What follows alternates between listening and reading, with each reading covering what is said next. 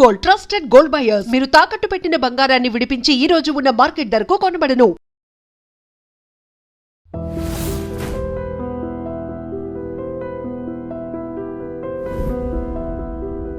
Welcome to lawyer సాబ్.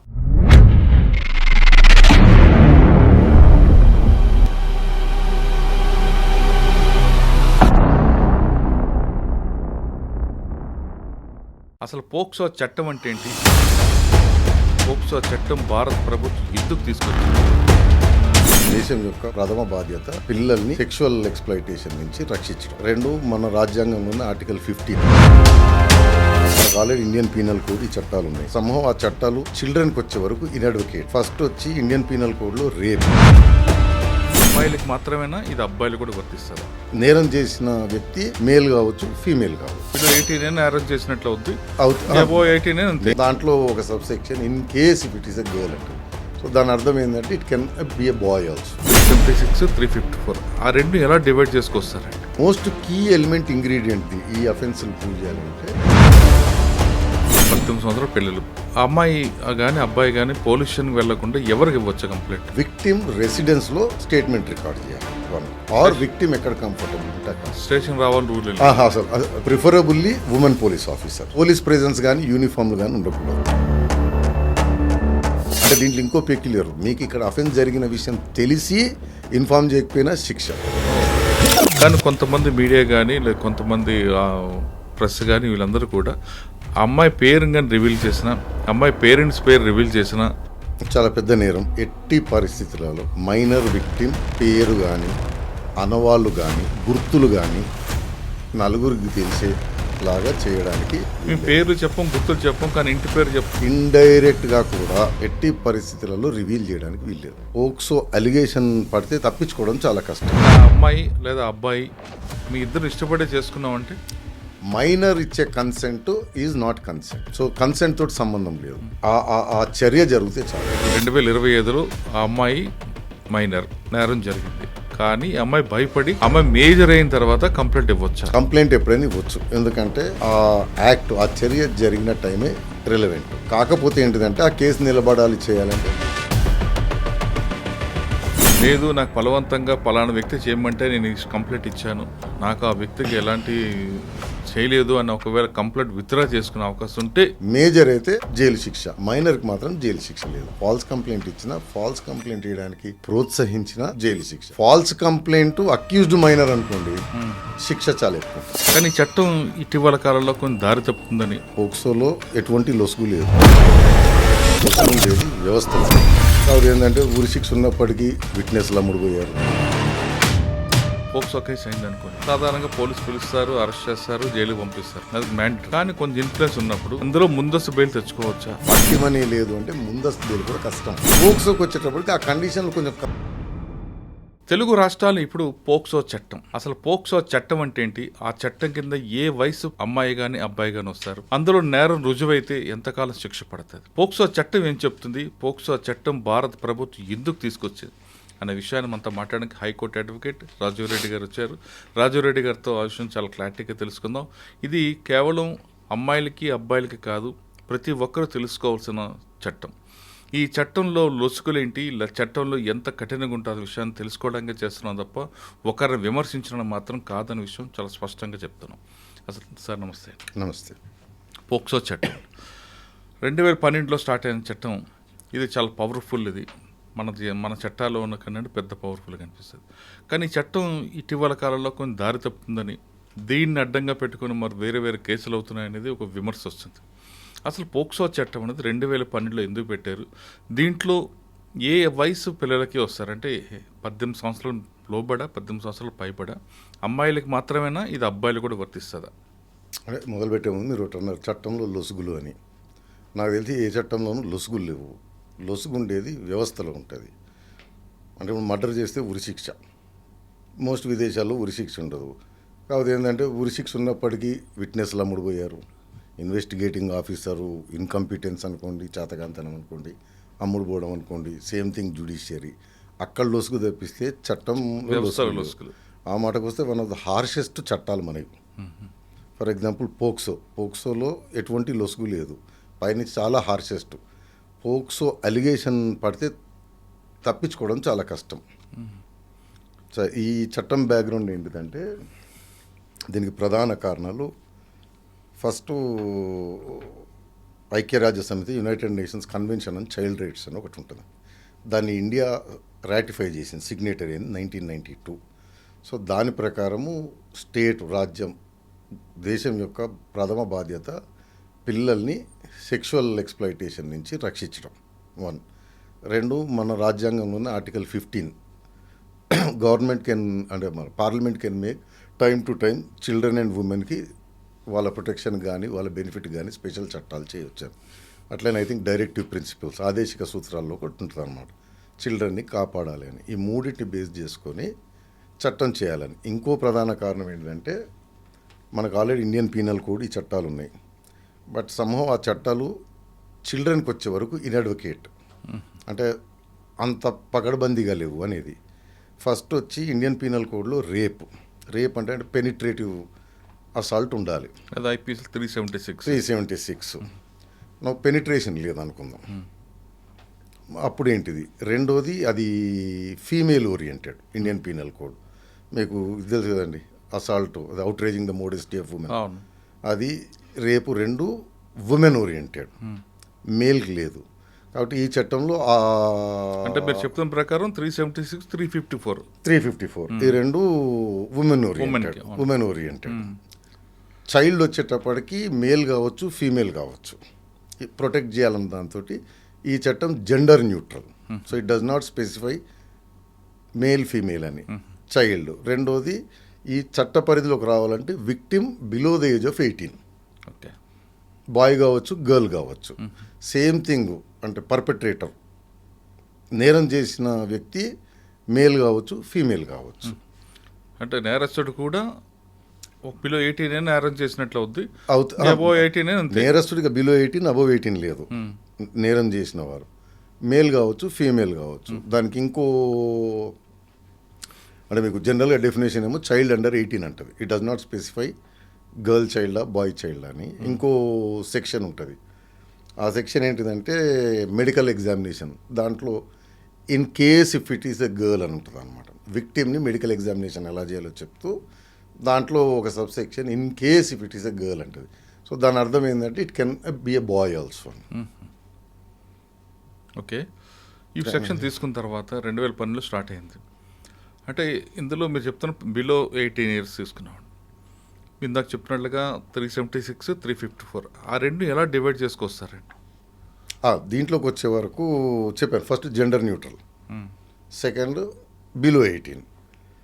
దీంట్లో కొన్ని సెక్షన్లు అఫెన్స్ ఏంటిదంటే అది పెనిట్రేటివ్ సెక్షువల్ అసాల్ట్, అది రేప్. కొన్ని సెక్షన్లు ఏమో సెక్షువల్ అసాల్ట్ అని ఉంటుంది అనమాట. అదంటే పెనిట్రేషన్ లేకుండా రేప్ లేకుండా బట్ ఏమంటారు తాకడం కానీ. బట్ మోస్ట్ కీ ఎలిమెంట్ ఇంగ్రీడియంట్ది ఈ అఫెన్స్లు ప్రూవ్ చేయాలంటే సెక్షువల్ ఇంటెంట్. సార్ ఇందులో విట్నెస్ ఉండాలా లేదా కంప్లైంట్ ఇచ్చిన స్టేట్మెంటే చాలంటారు? జనరల్గా మీకు ఇది కాదండి, ఏ క్రిమినల్ లాలో కూడా విట్నెస్ లేకపోయినా విక్టిమ్ స్టేట్మెంటు లేదా మనకి డయింగ్ డిక్లరేషను, రేప్లో కూడా విక్టిమ్ స్టేట్మెంటు అండ్ విక్టిమ్ కోర్టులో చెప్పింది, దట్ ఈజ్ ఇనఫ్. కాకపోతే దాని కండిషన్స్ ఏది నమ్మశక్యంగా ఉండాలి, హేతుబద్ధంగా ఉండాలి, ఈ కండిషన్స్ ఫుల్ఫిల్ అయితే సరిపోతుంది. అంటే ఎక్కడ Indian evidence act or any evidence చట్టము ఎంతమంది సాక్షులు కావాలి ఎలాంటి సాక్షులు కావాలనేది చెప్పదండి. అంటే సాక్షులు కాకపోయినా ఉండాలి కదండి, ఎవిడెన్స్ ఉండాలి కదా. అక్కడ ఎవిడెన్స్ ఉండాలి అంటే విక్టిమ్ స్టేట్మెంటు మామూలుగా వాళ్ళకి తెలియదు కదా, ఏదో చెప్తారు వాళ్ళు చెప్తారు. లేదు, దానికి ఏమంటారంటే మేజిస్ట్రేట్ ముందు ఇచ్చే స్టేట్మెంటు, కోర్టులో ఇచ్చే స్టేట్మెంటు 164 కింద రికార్డు చేయిస్తారండి. పోలీస్ స్టేట్మెంట్ కాగానే ప్రూడెన్స్ తోటి 164 కింద మేజిస్ట్రేట్ ముందు కూడా రికార్డు చేయిస్తారు. సార్ పిల్లలు మన 18 సంవత్సరాల పిల్లలు 16, 17 అంటే కొంచెం ఊహ ఉంటుంది, మరి కింద ఎందుకు ఊహ ఉండదు. సార్ ఏదైనా సరే పుట్టి నుంచి అబ్బాయి కానీ అమ్మాయి కానీ ఒకవేళ అటువంటి సంఘటనకు గురైంది అనుకోండి, అమ్మాయి కానీ అబ్బాయి కానీ పోలీస్ స్టేషన్కి వెళ్లకుండా ఎవరికి ఇవ్వచ్చు కంప్లైంట్? పేరెంట్స్కి ఇవ్వచ్చా?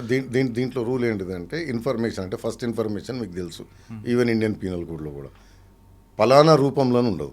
ఎలాగైనా సరే పోలీస్ ఆఫీసర్స్ కానీ తెలిస్తే వారు ఇమీడియట్గా విక్టిమ్ రెసిడెన్స్లో స్టేట్మెంట్ రికార్డ్ చేయాలి. వన్ ఆర్ విక్టిమ్ ఎక్కడ కంఫర్టబుల్ ఉంటే అక్కడ స్టేషన్ రావాలని రూల్ అసలు తీసుకెళ్ళకూడదు, పిలవకూడదు స్టేషన్కి విక్టిమ్ని. 2 preferably women police officer.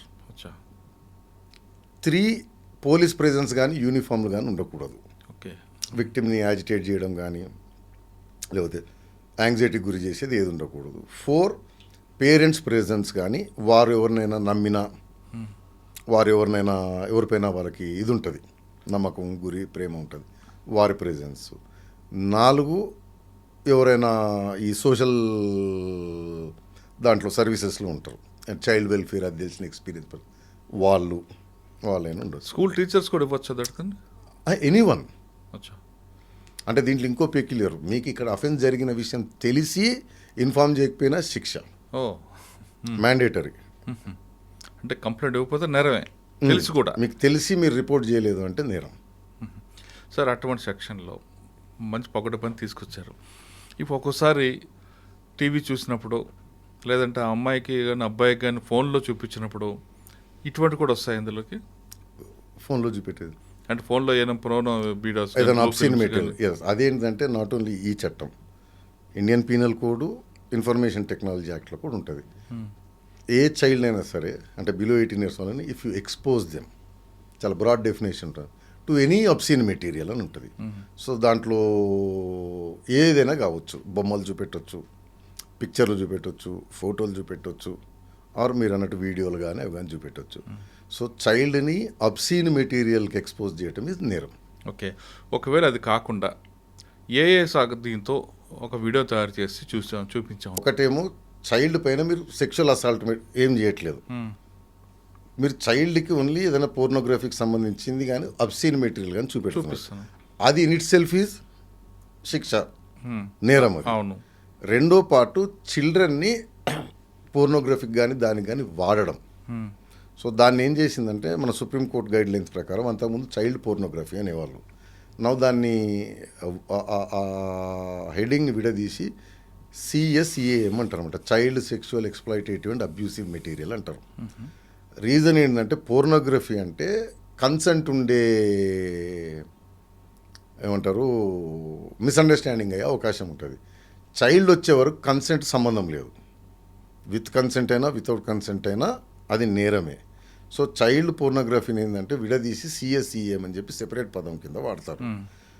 So ఏదన్నా చిల్డ్రన్ యాక్టివిటీ ఉన్న పోర్నోగ్రఫీ ఈజ్ నేరం, వెదర్ ఆ చైల్డ్ కన్సెంట్ ఉంది లేదు అనేది సంబంధం లేదు. CSEAM దాంట్లో డీప్ ఫేక్ యూజ్ చేసి తోటి చైల్డ్ సెక్స్ పోర్నోగ్రఫీ ఏదైనా తీశారనుకోండి, అది కూడా నేరం, even if it is fake. అది ఎలాగ కోర్టు డిసిషన్ తీసుకుంటుంది? సో జనరల్గా కామన్ సెన్స్ తోటి మీరు అది చూడంగానే అందులో చైల్డ్ కనిపిస్తే దట్, ఎందుకంటే డీప్ ఫేక్ కాబట్టి ఏజ్ అసర్టైన్ చేయలేరు. అవును. బర్త్ సర్టిఫికేట్ కానీ 10th సర్టిఫికేట్ కానీ లేకపోతే మెడికల్ టెస్ట్ కానీ ఉండదు. కానీ దానికి ఏంటంటే సబ్జెక్టివ్ టెస్ట్ అంటారు అనమాట. చూసిన వారు కామన్ సెన్స్ ప్రూడెన్స్తో చూస్తే చైల్డా కాదా అనేది అర్థమవుతుంది దాంట్లో కనపడేది. చైల్డ్ సబ్జెక్టివ్గా చైల్డ్ అనుకుంటే చాలు. ఓకే. దానికి ఇందులో ఏజ్ కావాల్సిన బర్త్ సర్టిఫికేట్ చూపిస్తారంటారు. కొన్ని కేసుల్లో లేదు ఆ అమ్మాయి మేజరే లేదా అబ్బాయి మేజరే అని కొంతమంది ఆర్గ్యుమెంట్ చేస్తారు. అది ఎలా ఇది పోక్సో చట్టంలో ఉండదండి. పోక్సో చట్టం సింపుల్గా సెక్షన్ 2లో డెఫినేషన్ ఇస్తుంది, చైల్డ్ అంటే అండర్ ది ఏజ్ ఆఫ్ 18 అని. నువ్వు ఏజ్ ఎట్లా సెటైన్ చేయాలనేది జువెనైల్ జస్టిస్ యాక్ట్ ఉంటుంది. జువెనైల్ జస్టిస్ యాక్ట్లో హైరార్కీ ఆఫ్ ఎవిడెన్స్ ఉంటుంది. Preferably first primary evidence matriculation certificate, అది ఉంటే చాలు, అదే ఏజ్ ప్రూఫ్. అది లేని ఎడల స్కూల్లో చేసినప్పుడు బర్త్ డేట్ ఏదైనా రికార్డ్ చేస్తారు, బర్త్ సర్టిఫికేట్. అది లేనప్పుడు జనరల్గా మున్సిపాలిటీయో గ్రామ పంచాయత్ అట్లా ఇచ్చే లోకల్ అథారిటీ ఇచ్చే బర్త్ సర్టిఫికేట్.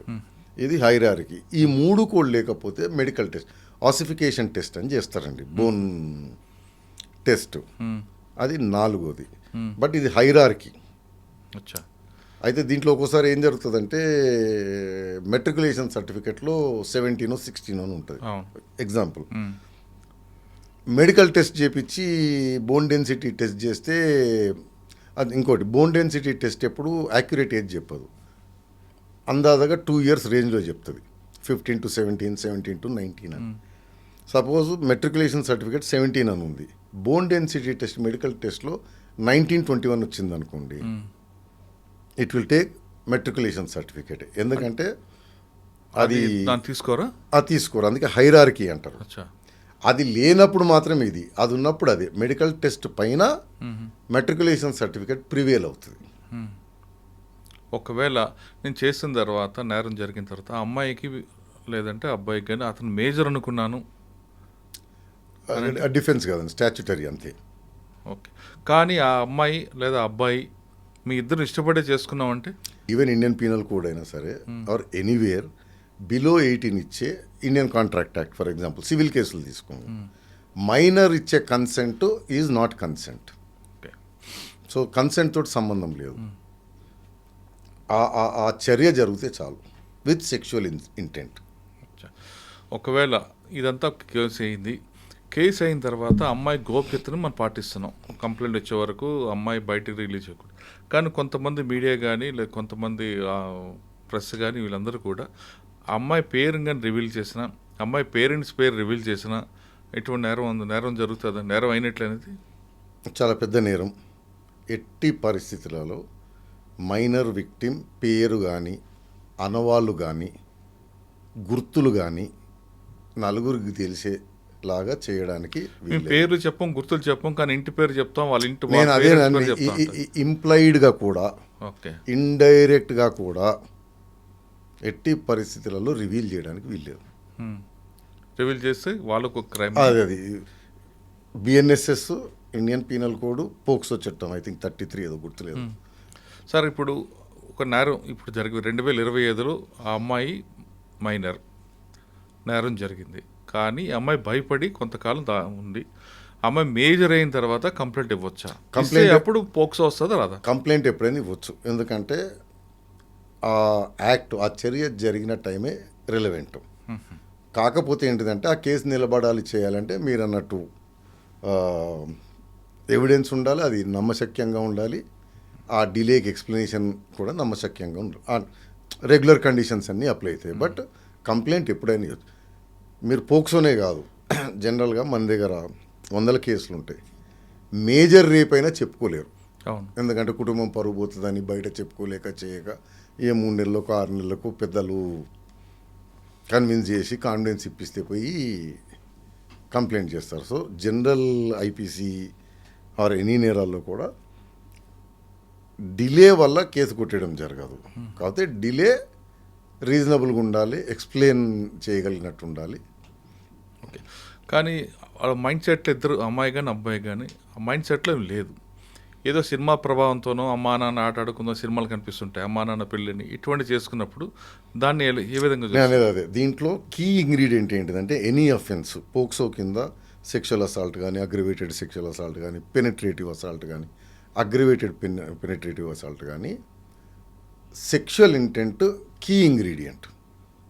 అంటే ఇప్పుడు అంటే దీంట్లోనే ఎక్సెప్షన్ ఇస్తారు, డాక్టర్ ఉంటాడు, ఎగ్జామినేషన్ చేయాలి, అతను చేశాడు, అది పెనిట్రేషన్ ఆర్ స్పర్శ, సో అది నేరం కాదు. సెక్షువల్ ఇంటెంట్తో చేసేది అయితేనే క్రైమ్.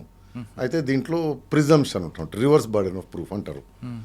ఈ కేసుల్లో చైల్డ్ విక్టిమ్లు కాబట్టి మీరు అన్నట్టు వరుసరిగా చెప్పగలరు, చెప్పలేరు, ఎవిడెన్స్లు ఉండవు, విట్నెస్లు ఉండరు, కాబట్టి ప్రిజంప్షన్లు ఇచ్చారు. అంటే జనరల్ మీకు లాలో ప్రిజంప్షన్ ఆఫ్ ఇన్నోసెన్స్ అంటే అతని పైన నేరము నిరూపణ జరిగేంత వరకు అతన్ని ఇన్నోసెంట్ కింద భావించబడును.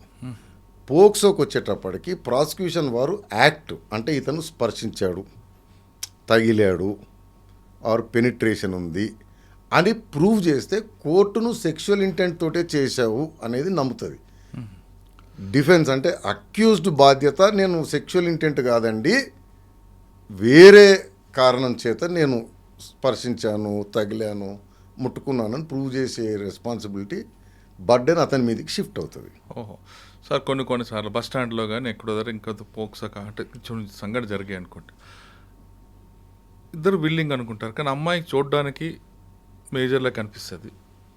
కానీ ఇష్యూ అయిన తర్వాత ఏదో ఫైనాన్షియల్ మ్యాటర్‌లోనో లేదా కొంతమంది పేరెంట్స్ కావాలనో ఒక కుట్ర పనో లేదా కేసు పెట్టాలనుకుంటే ఈ అమ్మాయి మైనర్ అని చూపిస్తారు. అప్పుడెలా? అంటే మైనర్ అని ఆమె దగ్గర సర్టిఫికేట్ ఉందనుకోండి, మెట్రికులేషన్ సర్టిఫికేట్ ఫర్ ఎగ్జాంపుల్, అది ఖచ్చితంగా నేరమే. సో అందులో అక్యూజ్డ్ నేను ఇలాగ అనుకున్నాను అలాగ అనుకున్నాను అనేది డిఫెన్స్ కాదు. కానీ కొన్ని బాంబే లాంటి రెడ్ లైట్ ఏరియాలో కొంతమంది అమ్మాయిలు కనిపిస్తుంటారు. అమ్మాయి చూడడానికి పెద్దగా ఉంది కాబట్టి వెళ్ళాను, కానీ ఎక్కడో ఫైనాన్షియల్ డిస్ప్యూట్ రావడం వల్ల తర్వాత నా మీద అమ్మాయి మైనర్ అని కేసు పెట్టారు. ఏదైనా ఉండండి, అది డిఫెన్స్ కాదు. అంటే నేను డబ్బులు ఇచ్చి వెళ్ళినా మీరు ఏమైనా చేసుకోండి. ఆ, మళ్ళీ మీరు అమ్మాయి అంటున్నారు, అమ్మాయి కావచ్చు అబ్బాయి కావచ్చు, ఉమ్.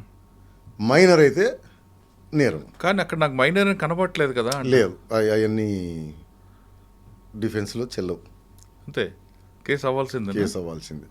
కేసు ఒకవేళ పోక్సో కేసు పెట్టారనుకోండి, బెయిల్ వస్తుందా?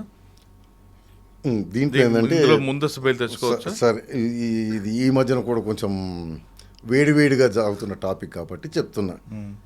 జనరల్ రూల్ ఏంటిదంటే 7 ఏళ్ల కంటే తక్కువ శిక్ష పడే నేరాలైతే 41A నోటీస్ కంపల్సరీ. ఓకే, పోక్సోలో కూడా కొన్ని అఫెన్స్లు బిలో 7 years, అంటే పెనిట్రేషన్ లేని అసాల్ట్ అనుకోండి, అది below 7 years, I think 5 years 3 years ఎంతో. సో రేప్ చేస్తేనేమో 10 ఏళ్ళు 20 ఏళ్ళు, దానికి అసలు క్వశ్చనే లేదు, అరెస్ట్ కంపల్సరీ. బట్ ఇదే స్పర్శించడము, తగలడము, చేయడము, అది 5 years 3 years అట్లా ఉన్నాయి. నా క్వశ్చన్ సార్, ఏమి చేయకుండా అమ్మాయికి కానీ అబ్బాయికి కానీ, మైనర్ అబ్బాయికి ఏదైనా డ్రగ్స్ కానీ డ్రింక్స్ కానీ పట్టిస్తే, పట్టుకొని తాగిపిస్తే, ఏమీ చేయలేదు, సెక్సువల్ దీని లేదు, కానీ అమ్మాయికి మొత్తం మంది ఇవ్వడానికి ప్రయత్నం చేయడం, మొత్తం మంది చేంజ్ చేద్దాం అనుకున్నాడు, అలవాటు చేయడానికి అంతే. లేదు అబ్బాయికి డ్రగ్స్ అనేది అదే. దీంట్లో ఏ నేరమైనా సరే సెక్షువల్ ఇంటెంట్ అనేది కీ ఇంగ్రీడియంట్. అచ్చా, వేరే ఇతరత్ర దానికోసం చేసేదాని నేరం కాదు. సెక్షువల్ ఇంటెంట్ కంపల్సరీ ఉండాలి. అయితే సెక్షువల్ ఇంటెంట్కి వచ్చేటప్పుడు నేను చెప్పేది అదే, తగలడం కనుక ప్రాసిక్యూషన్ వారు ప్రూవ్ చేస్తే బర్డెన్ ఆఫ్ ప్రూఫ్ అక్యూజ్ మీదకి మారుతుంది. సెక్షువల్ ఇంటెంట్ నాకు లేదు అని అతను ప్రూవ్ చేసుకోవాలి. అట్లా కాకపోయినా ప్రాసిక్యూషన్ వారికి ఇదే కాదు, సరౌండింగ్ సర్కమ్స్టాన్సెస్ అంటారు.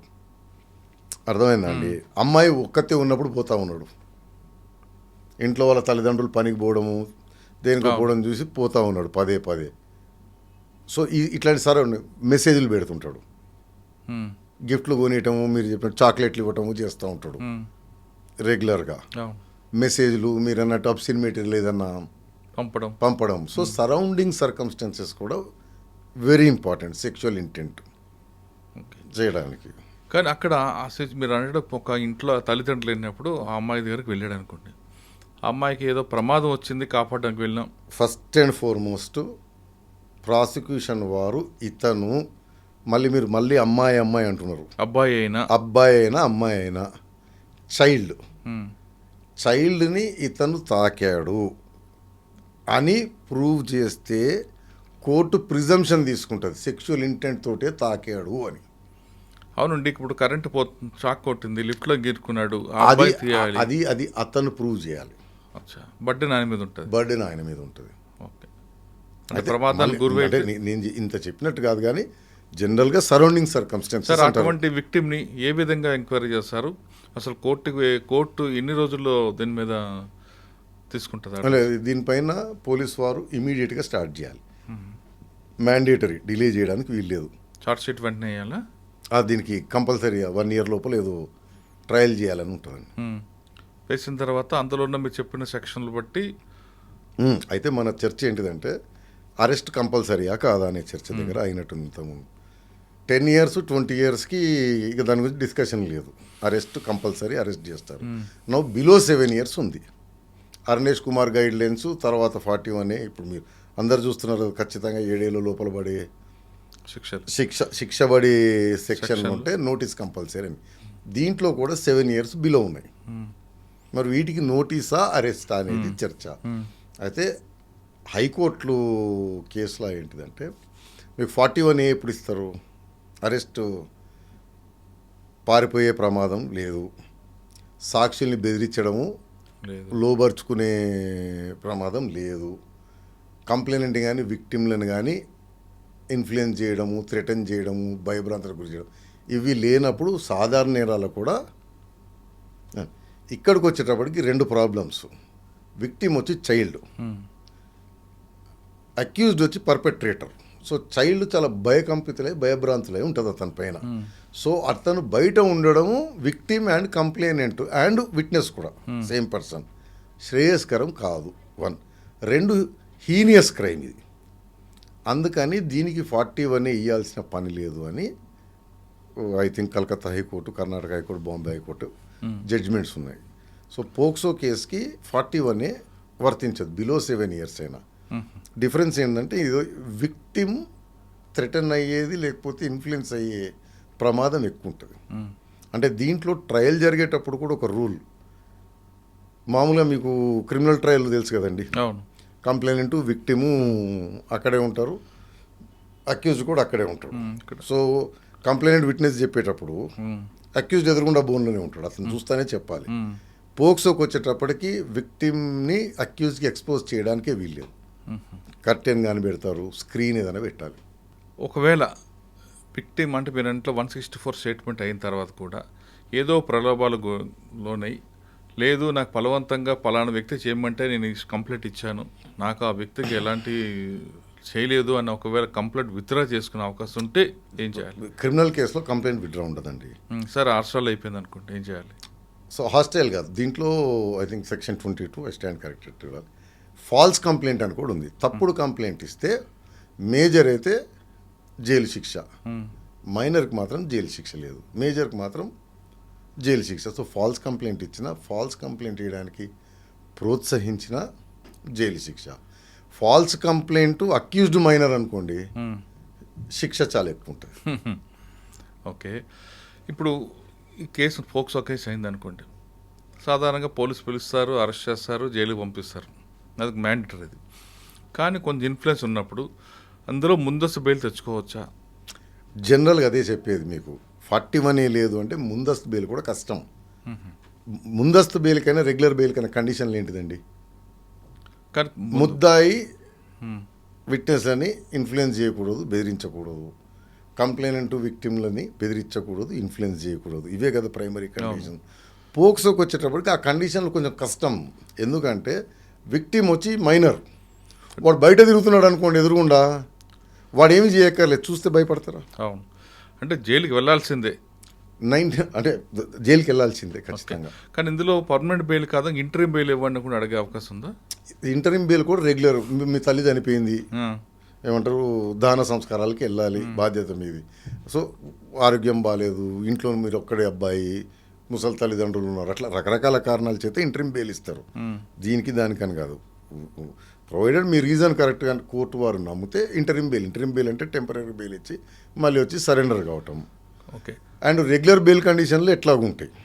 కానీ కేసు అవగానే ఇదంతా ఫాల్స్ కేసు, నాకు క్యాష్ ఇవ్వండి, క్యాష్ అయినగా ఉందా? మామూలు నేరాల్లో కూడా క్వాష్ ఇంపాసిబుల్ అండి. నేను చెప్తున్నా కదా, మన దేశంలో అనకూడదు కానీ అందరూ క్వాష్కి పరిగెడుతుంటారు. 99% క్వాష్ కావు. ఎందుకు? ఇన్వెస్టిగేషన్ జరిగితే కదా తెలిసేది. నేను ప్రైమా ఫేసి కంప్లైంట్ చూడంగానే బోగస్ కనిపిస్తేనే క్వాష్. అంటే ఇప్పుడు క్వాష్ చేయాలని కూడా లేదు, మామూలు కేసులో కూడా క్వాష్ జనరల్గా లేదు. కానీ ఈ సెక్షన్ని కొంతమంది మిస్యూజ్ చేస్తుంటారు. స్టూడెంట్స్నో టీచర్స్నో వాళ్ళని బట్టి ఒక అమ్మాయి ఉంది, వాళ్ళకి అబ్బాయి ఉన్నాడు, ట్యూషన్కి వెళ్తాడు, ట్యూషన్లో చదవకపోతే మాస్టర్ కొడతాడు. మాస్టర్ ఎందుకు కొట్టాడంటే ఆయన మీద ఒక ఎలిగేషన్ పెడతాడు. ఇటువంటి ప్రాబ్లం ఎలా సాల్వ్ చేయాలండి? మరి కొంతమంది ఒక పోక్సోలో లేదండి, సివిల్ కేసు చెప్తా నేను.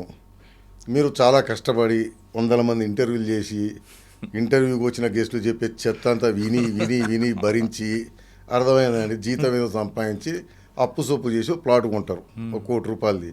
నాలాంటి గాలిగా ఉంటాడు, రోడ్డు మీద పోతే చిత్తకాగితం ఒకటి తయారు చేసి మీ పైన సివిల్ దావా వేస్తా కేసు. కోర్టు వేయగానే ఓఎస్ నెంబర్ ఇచ్చి వస్తుంది. అర్థమైందా అండి? ఇది తేలే వరకు 30 ఏళ్ళు మీరు కష్టపడ్డ సంపాదించింది నేను ఫ్రీగా కొట్లాడుతున్నా. నీకు మాకు అది ఎక్కడ ఉందండి? ఏదో ఒక రోజు నాకు ఈళ్ళు కావాల్సిందే, ఇంత తీసుకుని వదలాలి, లేకపోతే నాకు ఇంత ఇవ్వాల్సిందే. సో చట్టం మిస్యూజ్ అనేది సివిల్ క్రిమినల్ అన్నీ మిస్యూజ్. రీజన్ స్ట్రక్చరల్ ప్రాబ్లం ఏంటంటే డిలే. ఈ డిలే వల్ల ఎఫిషియన్సీ పోవటం, మెరిట్ పోవటం. అర్థమైందా అండి? ఇప్పుడు తప్పుడు కేసులు పెట్టారనుకోండి, చెప్పాను ఫాల్స్ కంప్లైంట్ శిక్ష ఇండియన్ పీనల్ కోడ్లో కూడా ఉంటుంది. ఐ థింక్ 221, 217 అని ఉంటాయి. తప్పుడు క్రిమినల్ కేసు పెట్టినా, తప్పుడు అరెస్ట్ చేసిన పోలీస్ ఆఫీసరు, తప్పుడు ఛార్జ్ షీట్ వేసినా వారికి జైలు శిక్ష ఉంది. ఈ కేసు చేరేటప్పటికే 30 ఏళ్ళు అయింది. ఇంకా ఈయన పోయి మళ్ళీ వాళ్ళ మీద కేసు ఏం పెడతారు? సరే, అది అంటే వేరే మ్యాటర్. కానీ ఇప్పుడు ఇందులో Same. ఆ మాస్టర్ ఉద్దేశం మంచి ఉద్దేశం అండి. చదవట్లేదు పిల్లాడు. నేను అనేది అదే పోక్సో తీసుకోండి, లేకపోతే 498 తీసుకోండి, లేకపోతే SC/ST అట్రాసిటీస్ తీసుకోండి. ఏ చట్టమైనా ఇక్కడ కోర్టులలో ఆ ఇనార్డినేట్ డిలే వల్ల ప్రొఫెసర్ నాగేశ్వర గారు చెప్పినట్టు process it self has become punishment. అదే ప్రొసీజర్ పనిష్మెంట్ మన ఉంటుంది. ప్రొసీజర్ పనిష్మెంట్ అయిపోయింది. అది స్ట్రక్చరల్ ప్రాబ్లం. అది ప్రభుత్వాలు మేల్కొని, సుప్రీంకోర్టు మేల్కొని దాన్ని సెట్ చేయాలి. ఓకే, కానీ నేను అడుగుతున్న క్వశ్చన్ ట్యూషన్ మాస్టర్స్కి, స్కూల్ టీచర్స్కి, లేదా లేడీ స్టైలర్స్కి, వీళ్ళకి ఇచ్చే మీ టిప్స్ ఏంటి? ఏం చేయలేము. అంటే బెస్ట్ ఏంటిదంటే చైల్డ్, అమ్మాయి కావచ్చు అబ్బాయి కావచ్చు, ఎస్పెషల్లీ మోర్ కేర్ఫుల్ అమ్మాయి ఉన్నప్పుడు. మీరు ట్యూషన్ చెప్తున్నారు అనుకోండి, రూమ్లో కూర్చోబెట్టి చెప్పకండి, హాల్లో అందరి సమక్షంలో చెప్పండి. ఓ సీసీ ఫుటేజ్, సీసీ కెమెరా ఉండేటట్టు చూసుకోండి. మీతో పాటు ఏమంటారు, ఒక అసోసియేట్ని, ఒక లేడీ. మీకు ఎందుకండి మన దగ్గర హాస్పిటల్లో పోతే లేడీని ఎగ్జామిన్ చేయాలంటే మేల్ డాక్టర్ ఉంటే నర్సును, లేకపోతే ఇంకో లేడీ డాక్టర్ను, అండ్ అమ్మాయి తరఫున ఆ లేడీ తరఫున వచ్చే వాళ్ళని అక్కడ ప్రెజెంట్లోనే ఓపెన్గానే చేస్తాడు. అవి మాత్రం ఖచ్చితంగా చేయాలి. మీరు రూమ్లోకి వెళ్ళి ట్యూషన్ చెప్తాను, ఏకాగ్రత ఉండట్లేదు, అవి అంటే చైల్డ్ ఉన్నప్పుడు ఎక్స్ట్రా కేర్ఫుల్, గర్ల్ చైల్డ్ ఉన్నప్పుడు ఎక్స్ట్రా కేర్ఫుల్గా ప్రికాషనరీగా ఉంటే సేఫ్. స్కూల్ బస్సుల్లో డ్రైవర్లు కానీ ఎవరైనా ఎక్కడైనా సరే గర్ల్ చైల్డ్ ఉన్నప్పుడు be very sensitive. Okay, POCSO చట్టం అనేది పిల్లల కోసం ప్రత్యేకంగా వచ్చింది కాబట్టి అది చాలా మంచి చట్టం అంటున్నారు రాజీవ్ రెడ్డి గారు. చట్టంలో లొసులు కాదు, వ్యవస్థలో లొసులు బట్టే ఈ చట్టం మీద అవగాహన లేకపోతుంది అంటున్నారు. కానీ దీనిలో కొంతమంది పక్కదో పట్టించే అవకాశం ఉంటుంది కాబట్టి సార్ చెప్పినట్లుగా ట్యూషన్ మాస్టర్ కానీ పిల్లలు ఎక్కడ ఉండారో అక్కడ మీరు కేర్ఫుల్గా ఉంటే ఇందులో బయట ఎనీ పర్సన్ డీలింగ్ విత్ మైనర్లు, పిల్లలతో డీల్ చేసేటప్పుడు చాలా కేర్ఫుల్గా మనసులో పెట్టుకొని ఉంటే మీరు బయటపడతారు. లేదా కొంతమంది కొన్ని శక్తులు మీ మీద ఉన్న వ్యక్తిగత కక్షలతో వీళ్ళను కూడా అడ్డంగా పెట్టుకుని మిమ్మల్ని ఇబ్బంది పెట్టే అవకాశం ఉందని హెచ్చరిస్తున్నారు. ఇది పోక్సో చట్టంపై రాజీవ్ రెడ్డి గారి విశ్లేషణ. మరో అంశాలు మళ్ళీ కలుద్దాం. అంతవరకు నమస్తే. థ్యాంక్ యూ అండి. Thank you very much. iDreams, this police diaries is something very, very valuable towards that. I must really appreciate Murali, your insights.